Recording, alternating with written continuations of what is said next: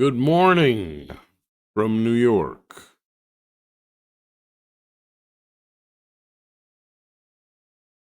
Today, why Kamala Harris? How should a progressive vote?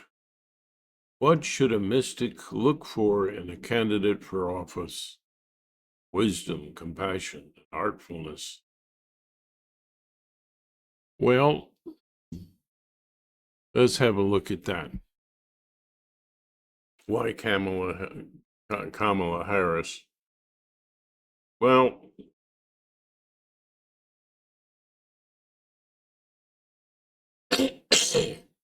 and why should a progressive vote for her? Because she exhibits the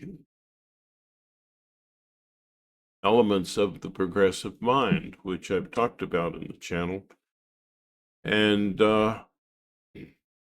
have to do with certain skills. She has a feeling awareness that she's exhibited.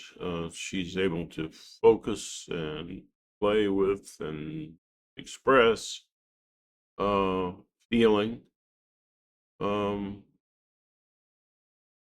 verbally, non-verbally.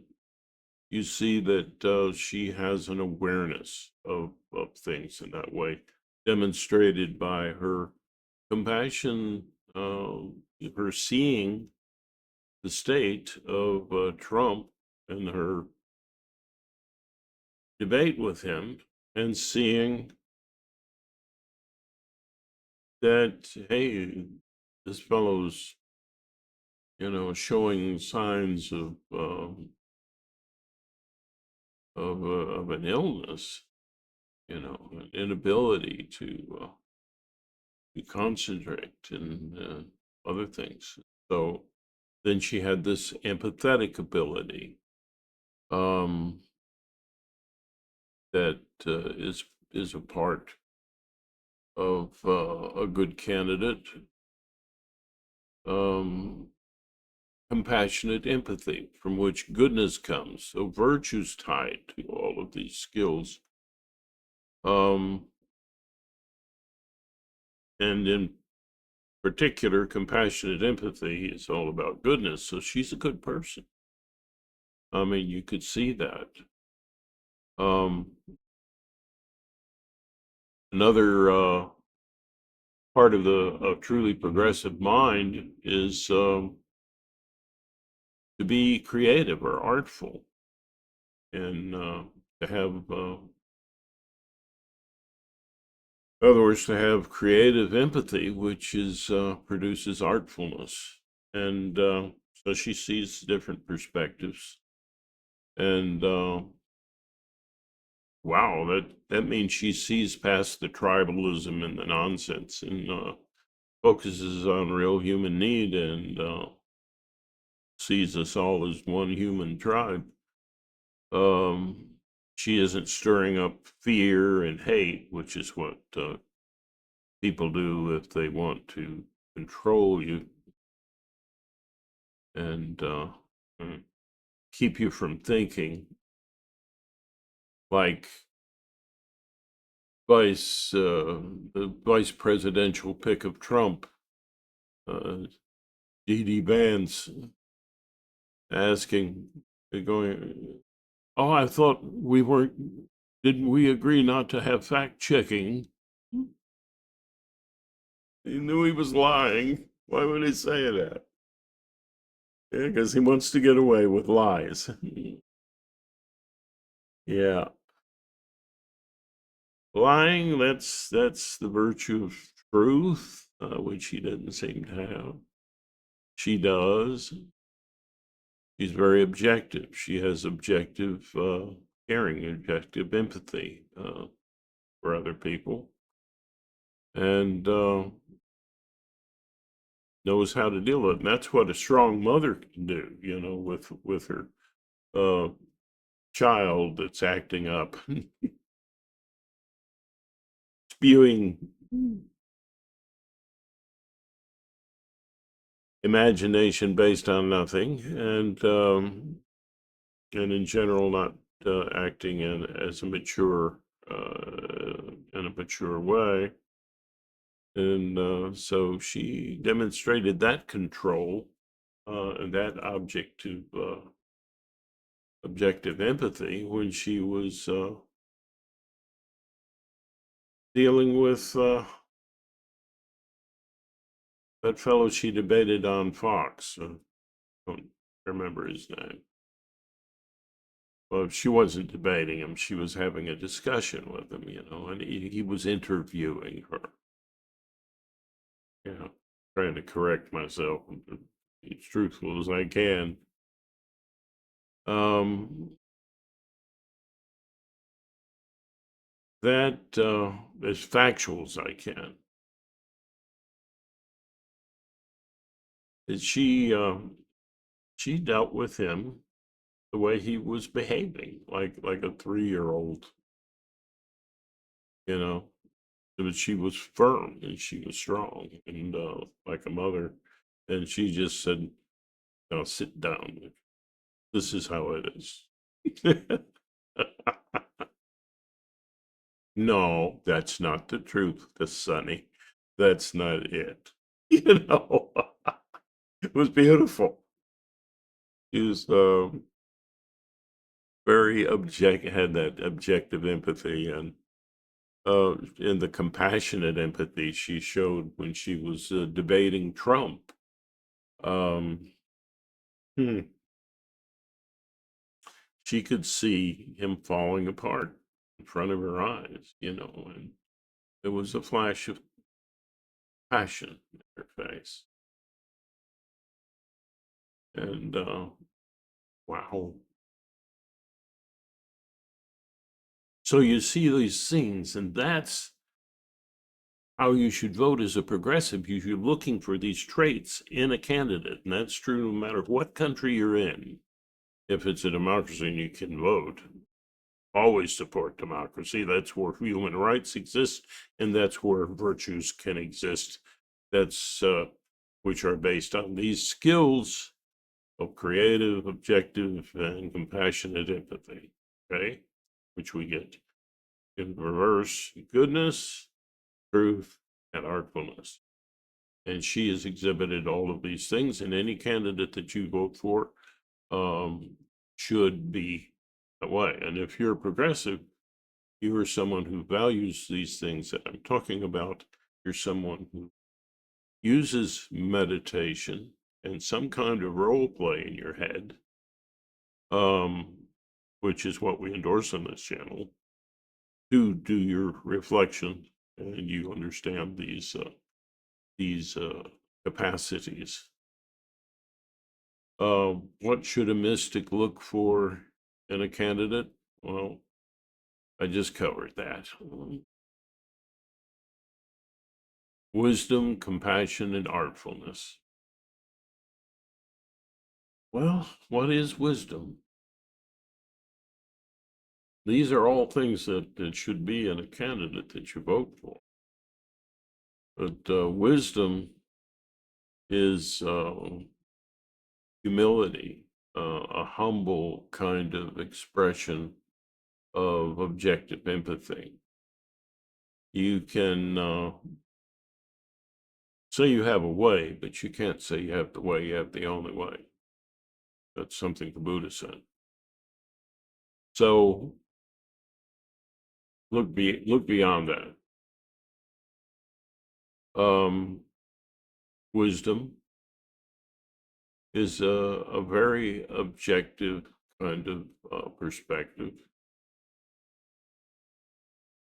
All of these perspectives need humility. You go in with humility, um, not with this huge uh, ego, which tends, if you're a meditator, that ego not so huge. You learn to see past it. If you're a scientist, your ego is not that huge. That's why a lot of times I refer to scientists as maybe the greatest mystics, if they added a little self-reflection. just saying.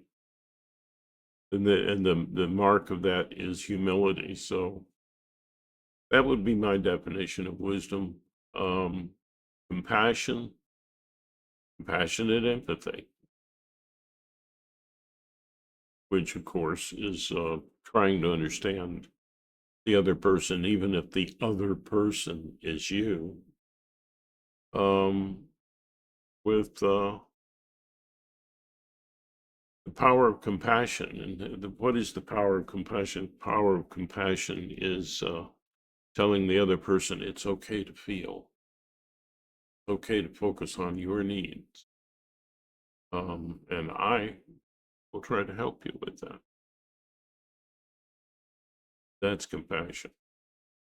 And that's my definition of compassion. And artfulness is the ability to see its creative empathy. In communications, you're just all by yourself, you're communicating with yourself. It's looking at things from a lot of different perspectives in a way that seems to be effective. All of these things that I'm talking about, we're talking about effectiveness. Effectiveness means what? Effectiveness in getting human need met in the best way we can for the most people that we can. And that's what a good candidate should have as a trait. And so wisdom, compassion, and artfulness all demand a certain amount of, or aided by a certain amount of humility. So I don't want to do the Trump weave here. So yeah, I'll try to wrap this up. Why Kamala Harris? Back to the question. I've given you many reasons. And now let's go into the disease that afflicts the ability. Oh, I call it a disease. It's the damaged faith in life, in love, and in life. The damaged faith in love caused by trauma creates problems with empathy and feeling awareness, because in a traumatic situation, there's helplessness. You know, if it's a trauma that sticks and it's a part of you, you can't work through it. You know, at the moment, it's can create lasting effects, and we talk about that with PTSD and complex PTSD and so on. Complex meaning having to do with um, a blockage of needs that we have to grow and develop as children, especially as children.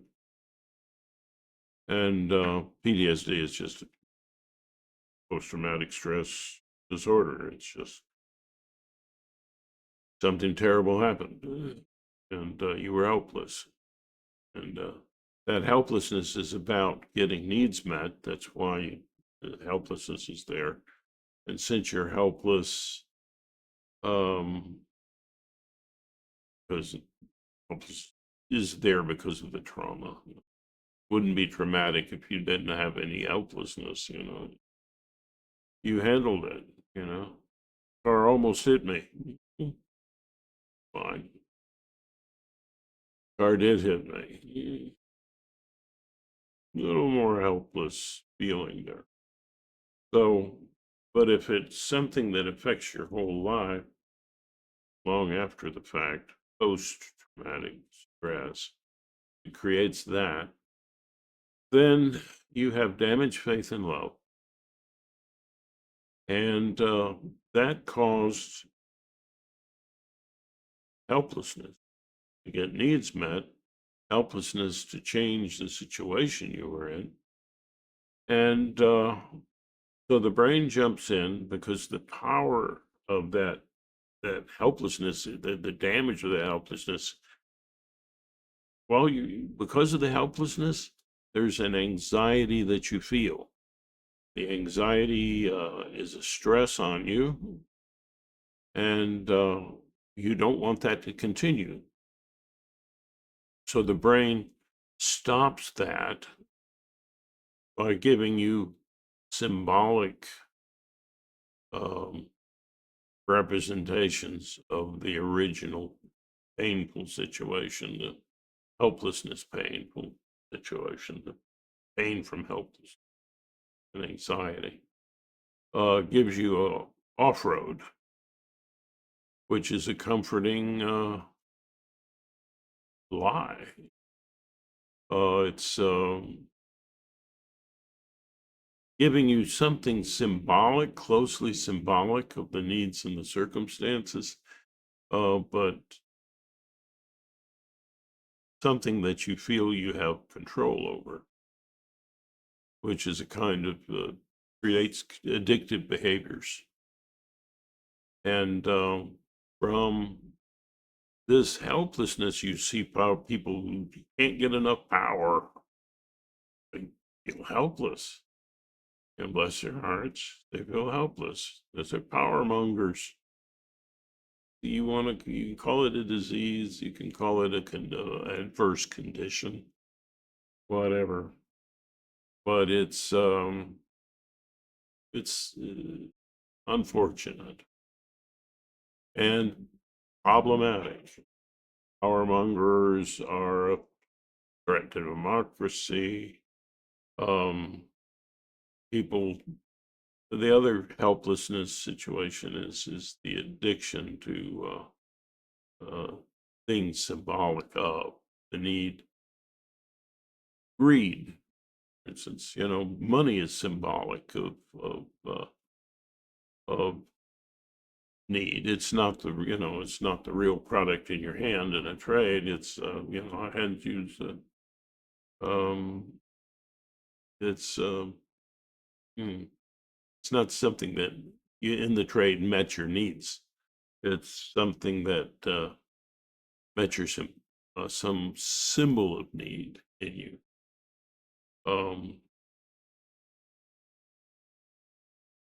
Symbolic need, point is, symbolic need cannot fulfill. There's no satiation point, so you can't get enough of that symbolic need. You can't get enough money, which is only symbolic of, you can't get enough. That's greed. And the love of money being the root of all evil, it's saying that greed is the root of all evil. Something Jesus said.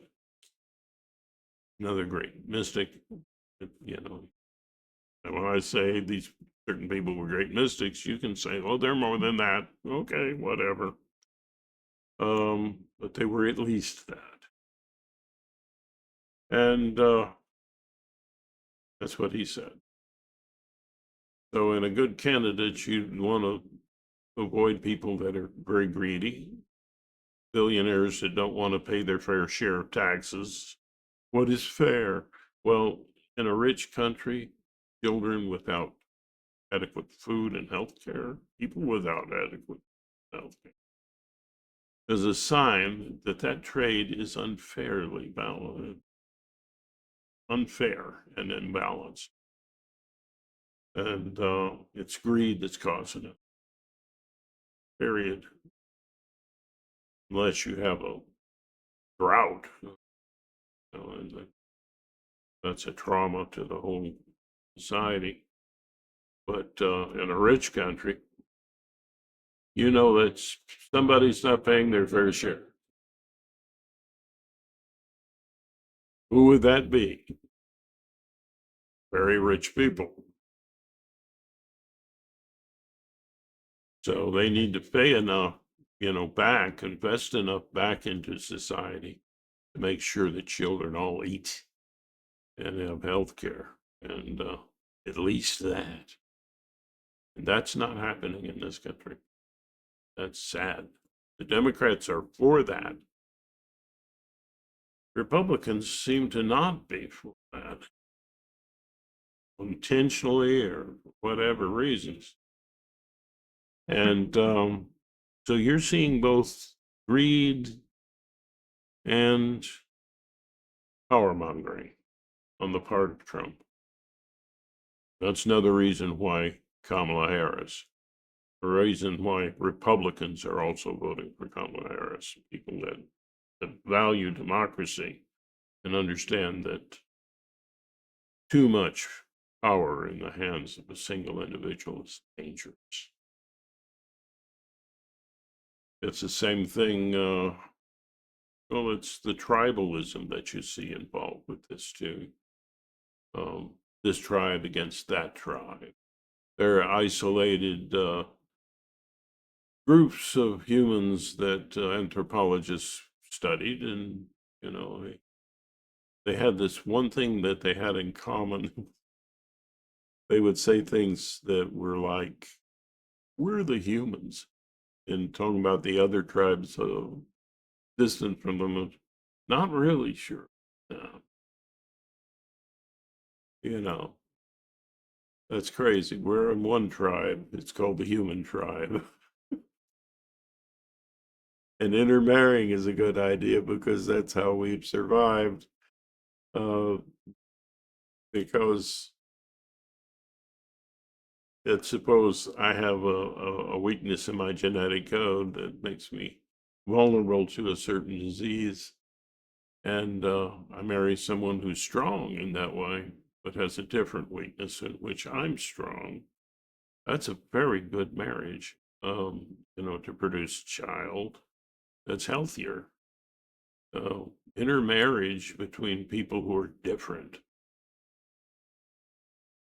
has led to a lot of progress and the survival of the human race. So, Kamala Harris, you hear the tribalism in Trump. Another reason to vote for Kamala. It's just, oh, she was Indian. And now, what was it? Now she's black.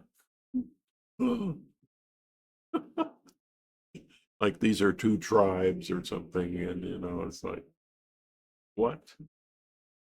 It's tribalistic thinking. That's not good in a candidate.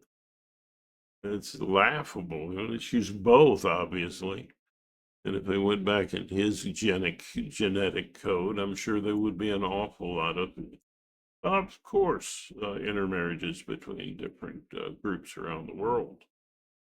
Increasingly so as we've traveled more, migrated more. That's how we've survived. We are one tribe, human tribe, with many differences, and that's a good thing. And candidates should be respecting those differences, and they should be humble. Humility is very important. Wisdom, compassion, and artfulness. So, and again, that's why I think scientists, especially if they're reflective, they meditate, they look inside themselves. These are the best mystics around. Because they understand mystery and they're humble and they're awed by it, but they don't concoct ideas out of the blue with no evidence to say that's what it is. Listen to these ghost, what they call it, investigations, and there's a bump or a noise, and there's this, oh, that's a fellow named Joe, and he's expressing his anger. I mean, what? Where did this come from? It was a noise, okay? It was a noise. Uh, this is the conspiracy theory kind of nonsense. It's people that are anxious and afraid, down there, they've got all this helplessness, and they don't see the good in humanity. They like to think of this big conspiracy against them. Christians feeling like, that there's this conspiracy against us. There's a church on every corner almost. It's really, you're not being persecuted. Okay? And the beautiful thing is that in this country, we've got temples and churches and synagogues and mosques all together, and nobody's trying to kill each other for the most part. And they all come together in a crisis to help the community. So,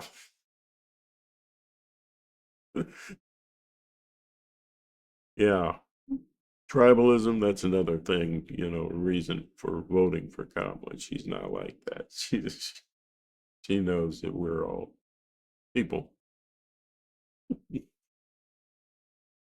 And using the military to go after citizens in the country or people in the country. Well, come on.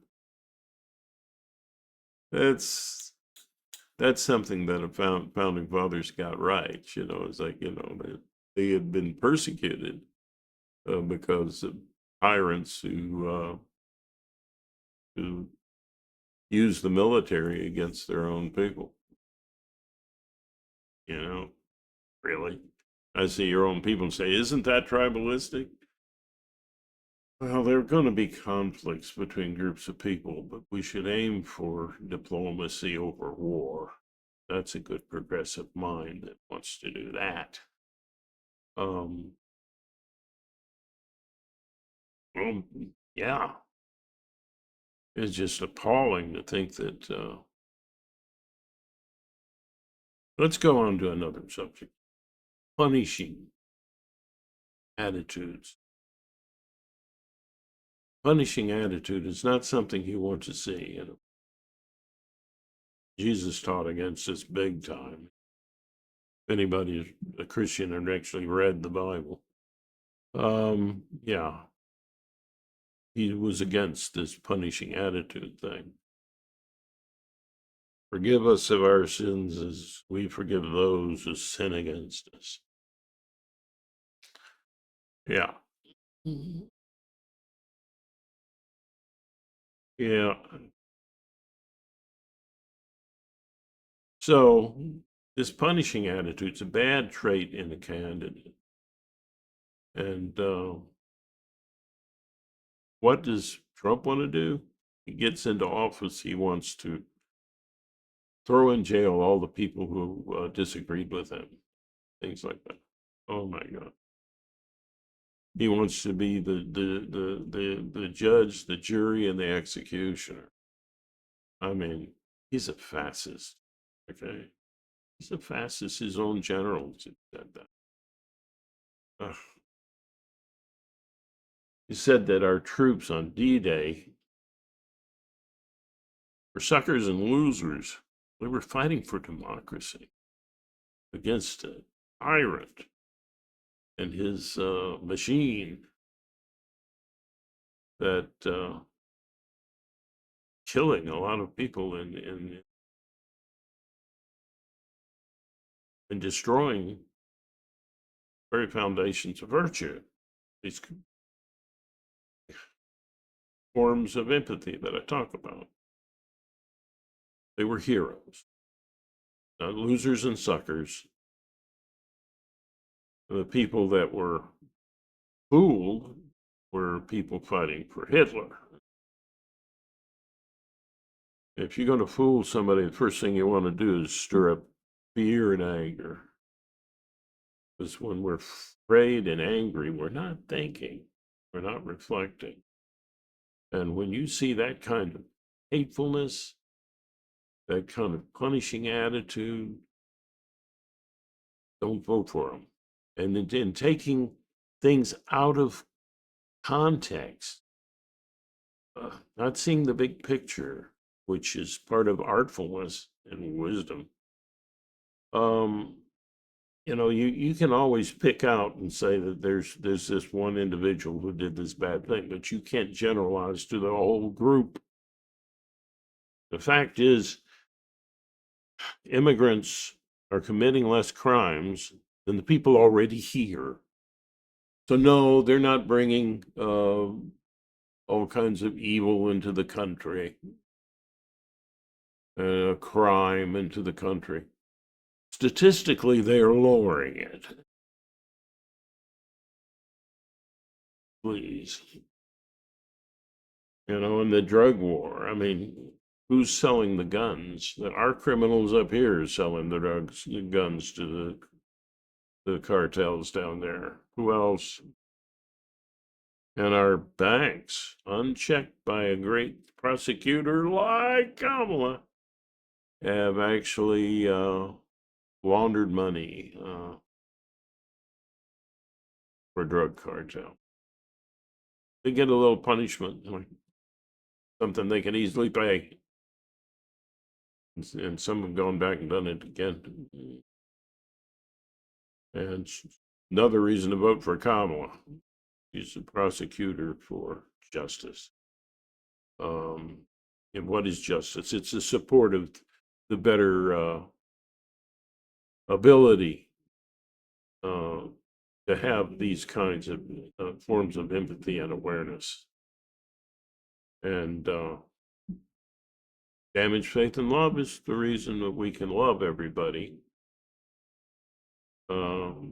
It's not somebody's fault that they have damage.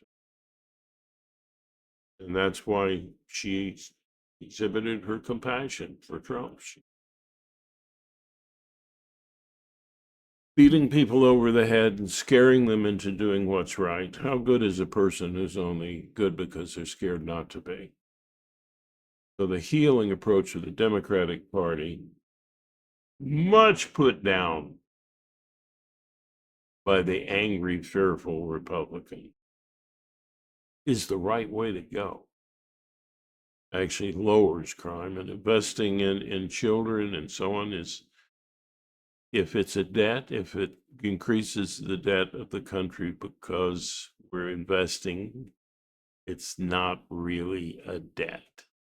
It's an investment. And so look at things with a little nuance. And increasing the debt by giving all the money to a few, which keeps it from circulating. But it happens if the blood doesn't circulate in your body, you die. So you need competition, and you need things circulating, that money changing many hands. You need it. And giving it all to the rich and causing the poor to be even more poor is not good for the economy. And that's, again, is something that Trump's doing with Elon right behind him, wanting more. It's kind of nonsense. Also, tariffs are not good for the economy, and I plan to put a link to a site, to a YouTube presentation from MSNBC in the description of this video. So let's wrap it up now. Oh, it's done. Until we meet again, reflect. Have a progressive mind. Aim toward the progress of life. I hope that you see a road of opportunity below, rising before you, and the eyes to see when that is happening. right now, helping Kamala win in the United States. That's a road of opportunity rising. Meet the challenge.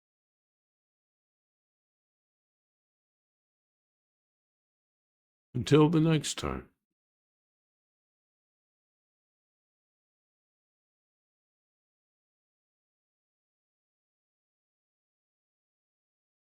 That we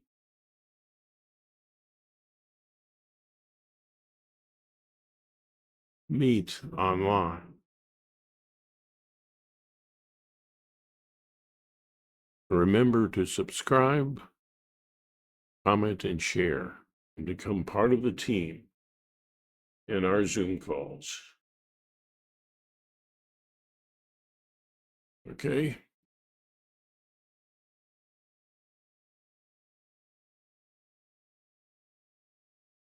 Best to you.